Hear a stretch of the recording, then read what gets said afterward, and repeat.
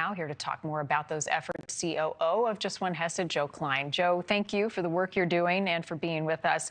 Tell me more about your organization. I know you've been around for a little more than a decade. Thank you so much for having me tonight, our time. The organization, the name is Just One Chesed. It's all about doing kindness for each other, how far just one kindness can go. You do a kindness for someone else, and it could go many different places and help so many people. You enlighten someone's day, and it can enlighten so many more people throughout the day. And so many people need that kindness right now in Israel. So tell me about the folks that you are offering aid to and helping. Sure, of course. When the war started that Saturday night, that Sabbath, right away after that Sabbath, we got going. We had a meeting right away, how we can help. We have a program before the war started called Meals for Heroes. Meals for Heroes gives food to soldiers, IDF soldiers, generally throughout the year in 3 restaurants in Israel. They come and they eat for free. Because of our relationship with the soldiers, we had all these soldiers reaching out to us that they needed stuff all over the country. And what we did was we opened up a center in Efrat in the Gush Etzion region. We've helped hundreds, thousands of soldiers throughout the country with the basic stuff that they would need that you wouldn't think of. And we've been there since the beginning. We've given out over $3 million worth of equipment. And once we started that, we got requests all over the country for the displaced families. They saw we were doing great work, and they were leaving their houses, and they found out about this organization called Just One Chesed, and they were reaching out to us, and we said we need to do something. So we went to the mayor of Beit Shemesh. And we said, we need a place. We need a place to help these families that are leaving their houses. They're getting rockets. Their work is uprooted. We opened up a center here in Beit Shemesh. We've helped over 210 families in the past 4 days when we launched, with all the basic things that they would need to start, quote unquote, a new life in their new houses that they're temporarily staying in.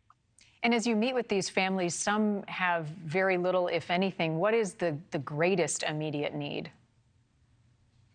So they're going into empty apartments. Thank God we have beautiful people here opening up 1-bedroom apartments, 2-bedroom apartments. We have people from America. We have people from England. We have people all over the world who own properties in Israel that are giving their homes. They're giving their 1-bedroom apartments. They're giving their 2-bedroom apartments to these people that have to get that were uprooted to stay in their homes for free. And they're opening up sorry about that. They're opening up their houses, and they're staying in these houses that have absolutely nothing in them. So what we did was we have mattresses, we have ovens, we have toaster ovens, we have microwaves, we have underwear, we have anything that they would need to get their houses, their temporary housing settled. One of the other things, as I'm looking at your website, that you guys do is offer school programs. You empower communities. Is it too soon to start doing that, or is that a component of the work that you're doing now? It's all the work. We're in about 30 schools in the U.S. We're in about 10 schools here in Israel, where we just promote doing kindness. We have different softwares that do that. And it's all part of the same mission, to promote togetherness, to promote kindness, and how far kindness can go. Long-term concerns, what are yours, given the fact that we just don't know how long this conflict will continue? Long-term concerns is the mental health. There's, I think, about 1,400 people that were killed, and there were a few thousand that were injured. However, the mental health that's going to come from this, I know for my son. My son's 4 years old. We only had about 10 rocket sirens here where I live.